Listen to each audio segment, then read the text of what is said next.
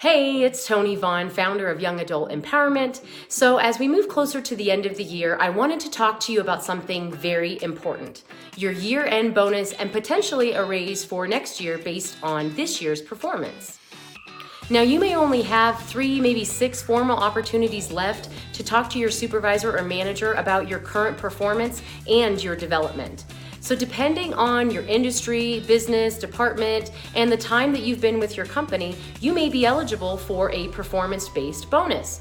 You need to know where you stand. So you have an opportunity to finish on a high note. But before we dive into how to go about having this conversation, let me ask you a question. Do you think it's more important to start strong or to finish strong? It's kind of a trick question because you should strive to do both. But do you think your supervisor is going to put more emphasis on your performance over 6 months ago or consistent above average performance over the most recent 3 months? Probably most recent. Also, as a side note, do you know all the ins and outs on how you're compensated? It might sound weird, but some people do not fully understand their compensation and bonus structure. If this is the case, look back over your initial employment documents for reference, ask a supervisor to walk through it with you, or if you're uncomfortable asking a supervisor, there should be someone in your HR department who you should be able to ask. Okay, so back to how to have this conversation with your manager. When you know you're gonna have your next meeting, here is what I want you to do. Bring a notebook.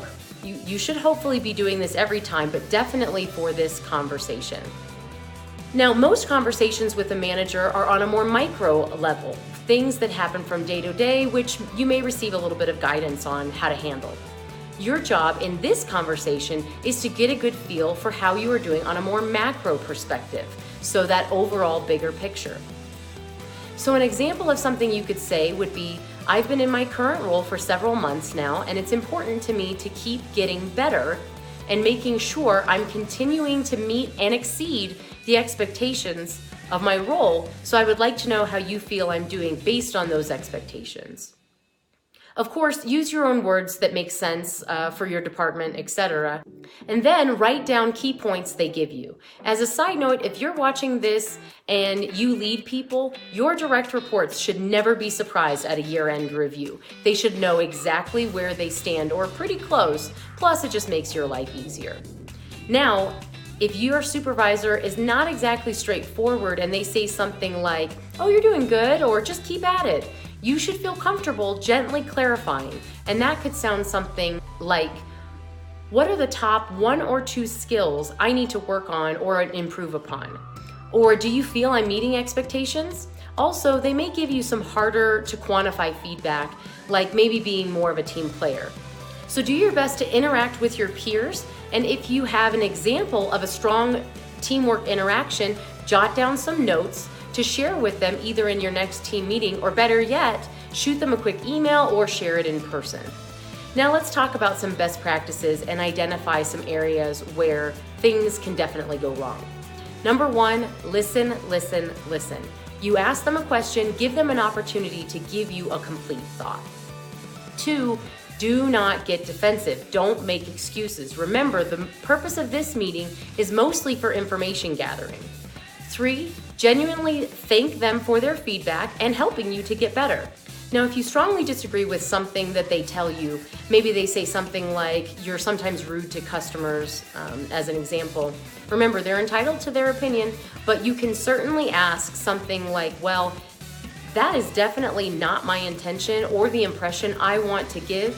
Can you give me an example of when that has happened, or the next time it does, please bring it to my attention so I can see what you mean and make a quick adjustment?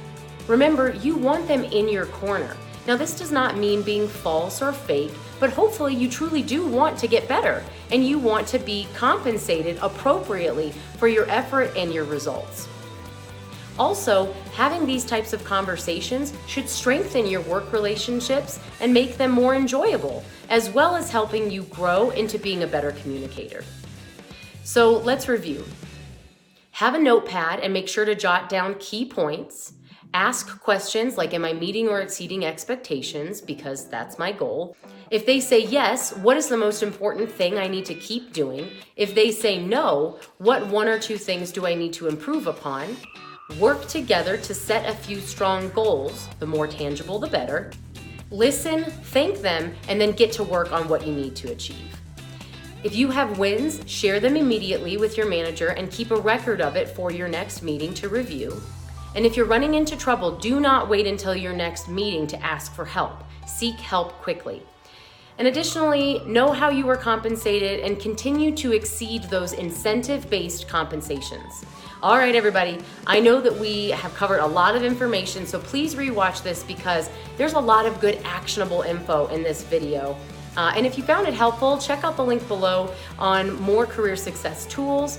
Please like, share. I would love to see your comments below with your biggest takeaway. Remember, I always love hearing from you. And until next time, my friends, my name is Tony Vaughn, and my mission is to help you be more successful in your career and your life.